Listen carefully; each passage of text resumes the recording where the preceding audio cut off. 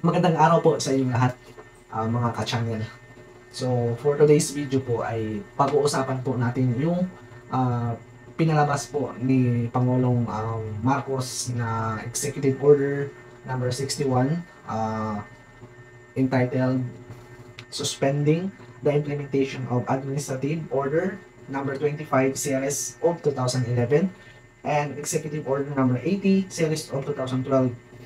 So, yun po yung ating pag-uusapan mga ka-channel. So, alamin po natin kung ano po itong Administrative Order number 25 and Executive Order number 80. So, nakasaad po dito sa Executive Order number 61 ni Pangulong Ferdinand Marcos Jr.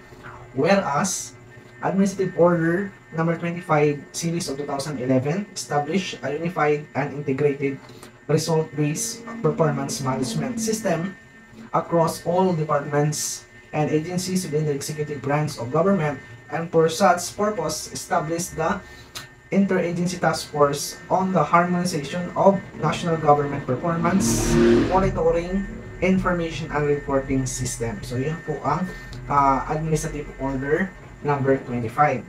And yung Executive Order naman, Series of 2011, number 80, as amended by Executive Order number 201, Series of 2016, adopted a performance-based incentive or PBI consisting of Productivity Enhancement Incentive, PEI. So ito po yung natatanggap natin every December.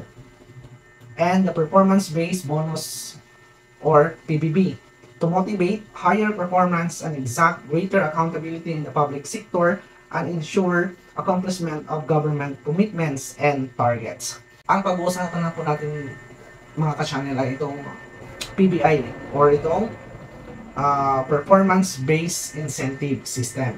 So dito po kasi napapaloob or napabilang yung Performance Enhancement Incentive or yung performance-based bonus na natatanggap po natin every year. Ayan.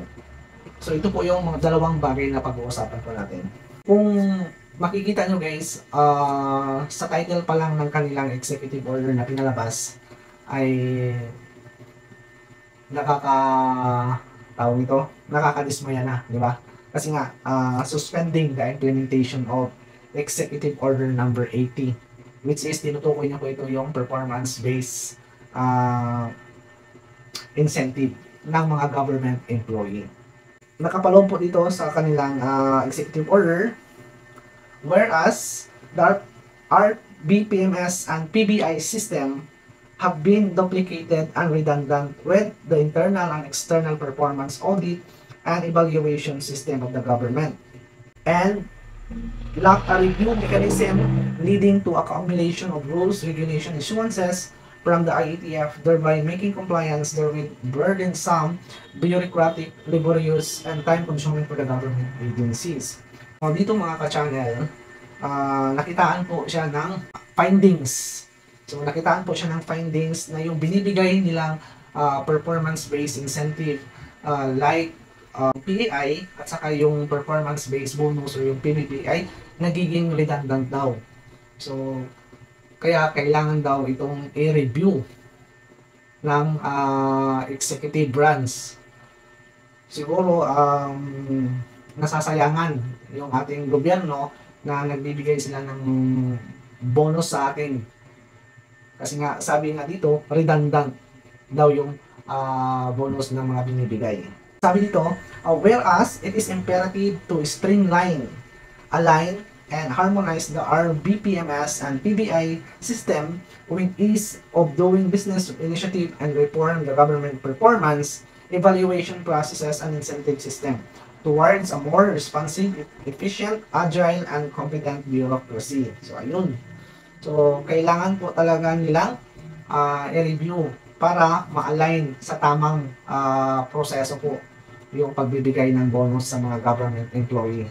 Kaya, sabi dito, now therefore, I, Ferdinand R. Marcos Jr., President of the Philippines, by virtue of the power vested in me by the Constitution and existing laws, do hereby order, Section 1, suspension the implementation of AO number 25 series of 2011 and EO number 80 series of 2012.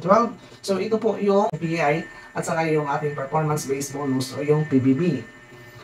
And all other relevant issuances related thereto is hereby suspended immediately pending reviews of the RPBMS and PBI system. So ayun na nga mga ka-channel, sinuspend po yung pag-release ng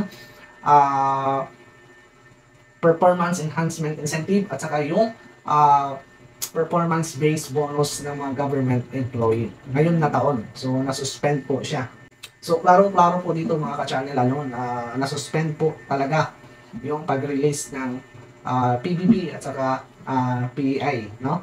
Ngayong taon. Nakalagay dito sa pinaka last part po ng kanilang executive order. So sabi dito, so ito po yung section 5 report. The technical working group shall submit a comprehensive report on its findings together with its recommendation to the Office of the President through the Office of the Executive Secretary within a period of not more than 6 months from the effectivity of the order. The technical working group shall submit a transition plan for the grant of PBB for fiscal year 2023 within a period of 3 months from the effectivity of the order. So yung ating performance-based bonus o yung ating PBB guys na 2022 is supposed to be dapat ma-release siya ngayon na taon.